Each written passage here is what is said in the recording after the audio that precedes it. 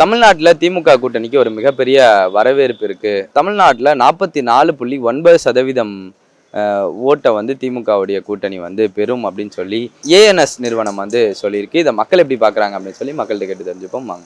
நான் நல்லதாக தான் பார்க்குறேன். ஒவ்வொரு ரிப்போர்ட்டரும் ஒவ்வொரு மாதிரி பதிவு பண்ணுறாங்க. 44ங்கிறாங்க, 45, 50ன்னு சொல்லிக்கிட்டு இருக்கிறாங்க. இன்றைக்குள்ள கால சூழ்நிலையில் திராவிட முன்னேற்ற கழகத்தினுடைய கூட்டணி தான் மகத்தான கூட்டணியாக, மிகப்பெரிய கூட்டணியாக இருந்து கொண்டு இருக்கிறது. அந்த வகையிலே 44 என்று சொல்வதை விட அதை விட சற்று அதிகப்படுத்தி அதிகமான இடங்களில் அதிகமான சதவீதத்திலே வாக்குகளை வாங்கி திராவிட முன்னேற்ற கழகம் மீண்டும் தமிழகத்திலே ஆட்சி அமைக்கும். தளபதி மு.க. ஸ்டாலின் அவர்கள் முதல்வராக வருவார் என்று நான் நினைக்கிறேன். நம்ம வந்து கருத்து கணிப்பை வச்சு எதுவும் சொல்ல முடியாது. ஆனால் நம்ம டிஎம்கே வந்து இப்போ நல்லாட்சி தான் கொடுத்துக்கிட்டு இருக்காங்க. ஸோ அதனால் நீங்கள் வந்து நம்பி சொல்லலாம், தாராளமாக வரும்னு. நான் கருத்து கணிப்பை வச்சு சொல்லலை. யூஸ்வலாக அவங்க வந்து முன்னையோடு இப்போ நல்லா தான் பண்ணிக்கிட்டு இருக்காங்க. இந்த மக்களுக்கெல்லாம் வந்து இந்த தேர்தல் அறிக்கை வந்துருச்சுன்னா எதுவும் பண்ண முடியாது. அவங்க முன்கூட்டியே மக்களோட தேவையை தெரிஞ்சு 3 மாதத்துக்கு தேவையானலாம் போட்டு விட்றாங்க. ஸோ இதெல்லாம் வந்து நல்ல விஷயங்கள் தான். மக்களுக்கு நிறைய நல்லது இருக்கும், கெட்டது இருக்கும். பட் ஆனால் இந்த ஆட்சி கொஞ்சம் பரவாயில்ல, நல்லாவே பண்ணுறாங்க. அது உண்மைதான். இந்த 5 வருஷத்தில் வந்து திமுக வந்து அதாவது வந்து ஒரு சமூக மாற்றத்தை உருவாக்கிட்டாங்க. ஒரு பிற்படுத்தப்பட்ட விடுதலை, ஆயுதரா விடுதலை வந்து அதெல்லாம் மாற்றி சமூக விடுதலை மாற்றிருக்காங்க. மகளிருக்கு வந்து கோயிலுக்குள்ளே போகக்கூடாது, அர்ச்சகர் வந்து ஐயர் தான் போகணும், அந்த அதெல்லாம் வந்து மாற்றி பொது எல்லாம் போகலாம். அதெல்லாம் சாதிக்க முடியாது. அந்த 5 வருஷத்தில் செய்யாத நிறையா பண்ணி ஒவ்வொன்றும் சொல்லிட்டே வரலாம். இலவச பஸ்ஸு நிறையா ஒன்றும் சொல்லியிருக்கலாம். அது திமுக ஆட்சியில் வந்து மகளிருக்கு வந்து ஏகப்பட்ட இது பண்ணியிருக்காங்க. அதாவது கோயிலுக்குள்ளே வந்து கருவறைக்குள்ளே வந்து ஐயர் தான் இருக்கணும், மற்ற பிற்படுத்த சமூகம் எந்த தாழ்த்தப்பட்ட சமூகங்களில் விளைய முடியாது. அது ஒன்றுக்கே வந்து அவங்களுக்கு வந்து மிகப்பெரிய ஒரு மாற்றத்தை செய்யாத பெரியார் சொன்னதை அவங்க வந்து கலைஞர் செய்யாத ஸ்டாலின் செஞ்சுருக்காரு. ஐயா, மக்கள் கருத்தே அதான்ப்பா. ஏஎன்எஸ் நிறுவனம் கருத்தெல்லாம் எனக்கு தேவையில்லை. மக்கள் கருத்தே வந்து திமுக அமோக வெற்றி பெறும் தான் நாங்கள் நினைக்கிறோம். மக்கள் நல பணிகள் நிறைய செஞ்சுருக்காங்கல்ல, அதனால் வெற்றி பெறும்னு ஒரு நம்பிக்கை தான். வேறு என்ன, நிறைய திட்டங்கள் செஞ்சுருக்காங்க. 540 வாக்குறுதியில் 400 வாக்குறுதி நிறைவேற்றியிருக்காங்க. அதனால் வருவாங்கன்ற ஒரு நம்பிக்கை தான். இப்போ கூட நான் பஸ்ஸில் தான் வந்தேன். என்ன அழகாக வெள்ளைக்கார வண்டியில் வர்ற மாதிரி இருக்குது பஸ்ஸு. இதை விட என்ன வேணும்? நல்லா தான் இருக்குது. அதனால் கண்டிப்பாக வருவாங்கன்னு தான் நம்பிக்கை. ஆக்சுவலாக 2024 நாடாளுமன்ற தேர்தலிலும் 2021 சட்டமன்ற தேர்தலிலும் மதச்சார்பற்ற முற்போக்கு கூட்டணியான இந்தியா பிளாக் கூட்டணி தன்னுடைய ஓட் பேங்க் எந்த அளவுக்கு இருக்குது என்பதை ஏற்கனவே நிரூபிக்கப்பட்டிருக்கிறது. 2024லேயே 46.25 சம்திங் 46% தாண்டி இருந்தது. இந்த நடப்பு 2026 சட்டமன்ற தேர்தலில் 2024 நாடாளுமன்ற தேர்தலில் இந்த கூட்டணியை விட 9 கட்சிகள் புதிதாக இணைந்திருக்கிறது. இது ஒன்று. இரண்டாவது, எதிர்க்கட்சியாக இருக்கக்கூடிய அனைத்து இந்திய அண்ணா திமுக அது கூட்டணின்னு ஜெல்ல ஆகலை. குறிப்பாக அங்கே அதிமுக பார்த்தீங்கன்னா ஓபிஎஸ் வந்து அங்கே இருந்த ஓபிஎஸ் இங்கே திமுக இணைந்து விட்டார். சசிகலா அம்மையார் தனியாக பிரிந்து போய்விட்டார். டிடிவி தினகரன் அவர் இன்றைக்கு அந்த என்டிஏ கூட்டணியில் அங்கே விட்டாலும் என்டியில் தான் இருக்கிறேன், அதிமுகவில் இல்லை என்று சொல்கிறார். செங்கோட்டையன் அவர்கள் அதிமுக விட்டு விலகி வேறு கட்சிக்கு சென்று விட்டார், தாவேக்கா சென்று விட்டார். ஆக பிரதான எதிர்க்கட்சியாக இருக்கக்கூடிய அதிமுக சிதறண்டுமே இருக்கிறது.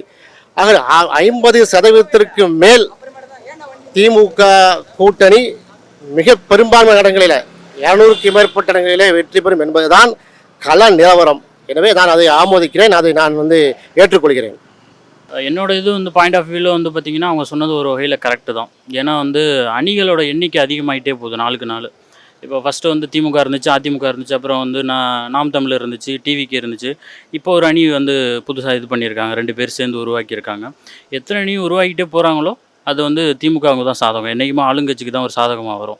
ஒன்று. ரெண்டாவது வந்து பார்த்திங்கன்னா திமுகவோட ஸ்கீம்ஸை நம்ம பெருசாக பார்க்கணும்.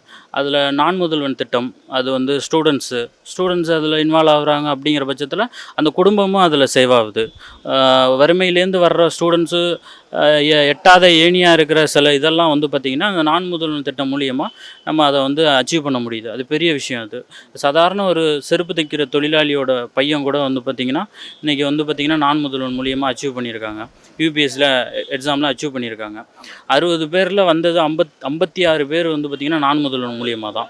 உதாரணத்துக்கு ஒரு ஸ்கீம்ஸை சொன்னாவே நம்ம வந்து நான் முதல்வன் இந்த அளவுக்கு இருக்குது.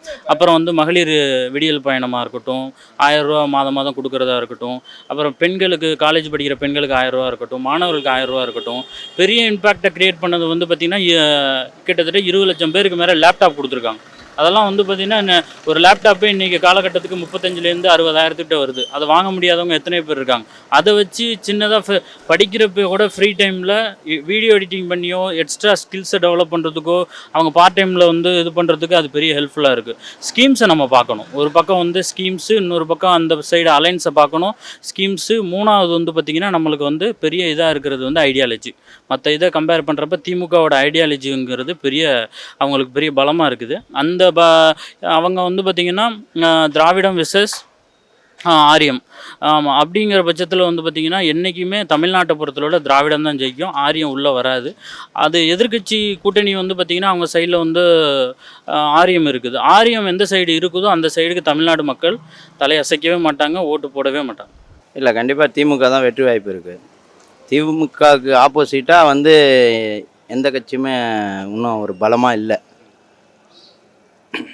திமுக தான் கண்டிப்பாக ஆட்சி பிடிக்கும். விஜய் இப்போ தானங்க வந்திருக்காரு.